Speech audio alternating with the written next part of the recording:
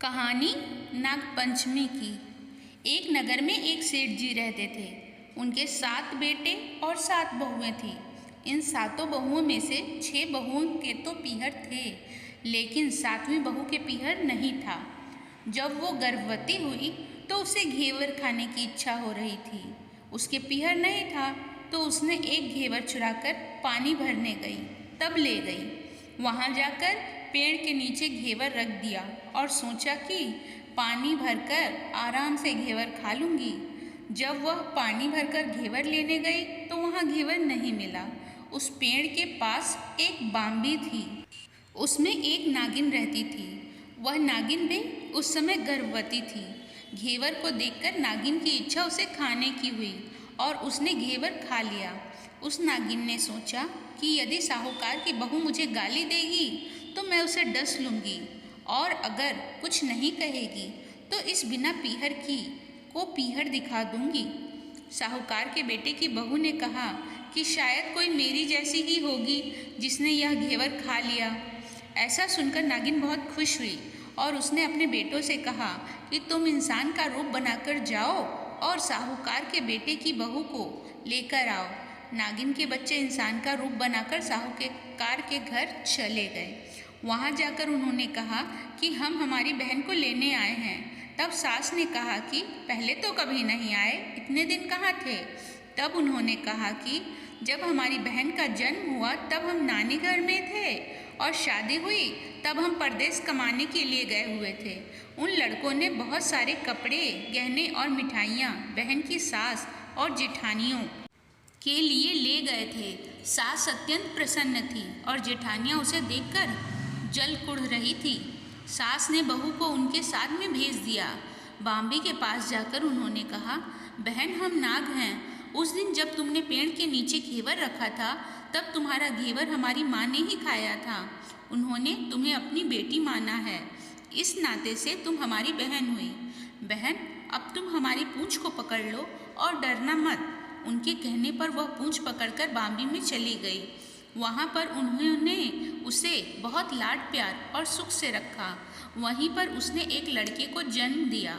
जब उसका लड़का थोड़ा बड़ा हुआ तब की बात है, पड़ोसन ने साहूकार के बेटे की बहू को सिखा दिया, अगर तू तेरी माँ की इतनी ही लाडली है तो तू तेरी माँ से कहना कि आज तो नागों को दूध मैं ही पिलाऊंगी।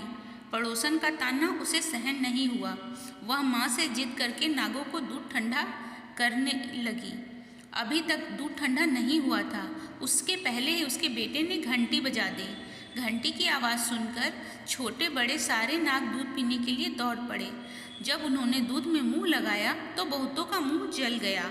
तब नाग क्रोधित होकर बोलने लगे, हम बहनों को काटेंगे। उसकी माँ ने उन्हें समझाते हुए कहा, इसे मत काटो, यह तुम्हें आशीष देगी।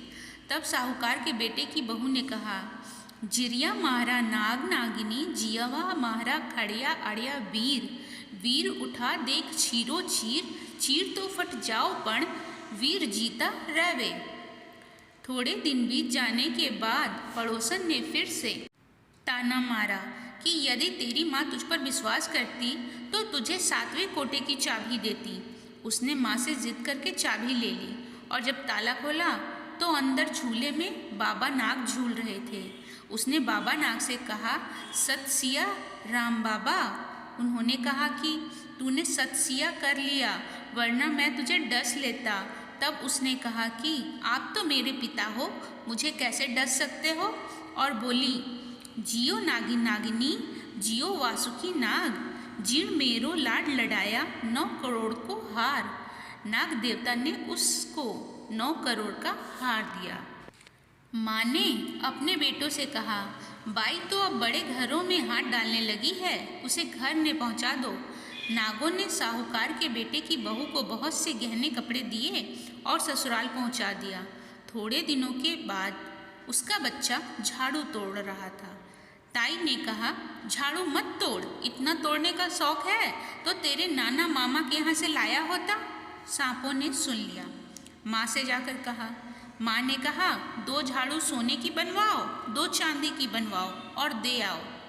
ताइयाँ देखकर जल गई, कहने लगी, इसके तो ताने मारने से धन बढ़ता है। कुछ दिनों बाद की बात है। बच्चा गेहूं बिखेर रहा था। ताई ने फिर ताना मारा, गेहूं बिखेरने का शौक है तो नाना मामा से ले आता, हमारे यहाँ तो मत बिखेर। सांपों ने फिर सुन लिया। जाकर माँ से कहा। माँ ने कहा, 2 बोरी दाने सोने के गड़ाओ, 2 बोरी दाने चांदी के गड़ाओ और दे आओ। ताइयाँ और जल गई। कहने लगी, इसे ताने मत मारो, इसका धन बढ़ता है। छोटी जिठानी लकड़ी लेने गई। वहाँ सांप था। उसने सोचा सबसे छोटी को भेजना चाहिए, सांप उसे खा जाएगा तो मुसीबत मिट जाएगी। छोटी बहू लकड़ी लेने गई तो वहाँ सांप बैठा था। बोली, भैया राम राम। सांप ने झट से बिछुए दे दिए। पहनकर छम छम करती चली आई। जिठानियाँ देखकर एक बार फिर जल गईं।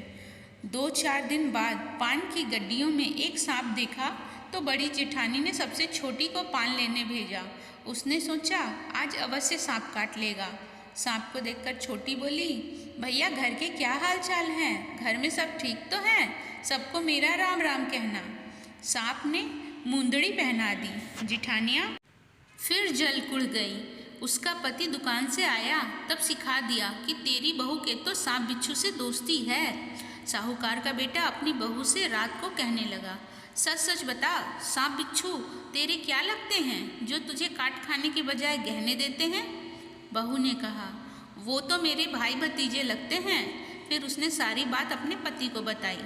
पति ने कहा, तो क्या तेरे भाई भतीजे तुझे ही बुलाते हैं? कभी अपने जवाई को यानी हमें तो नहीं बुलाते?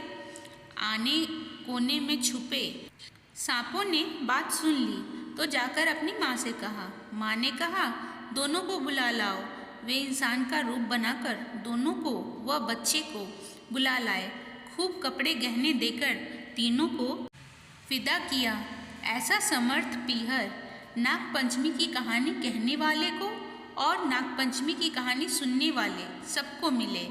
जैसी अनपिहरी वो पहले रही थी, किसी को भी न रखे।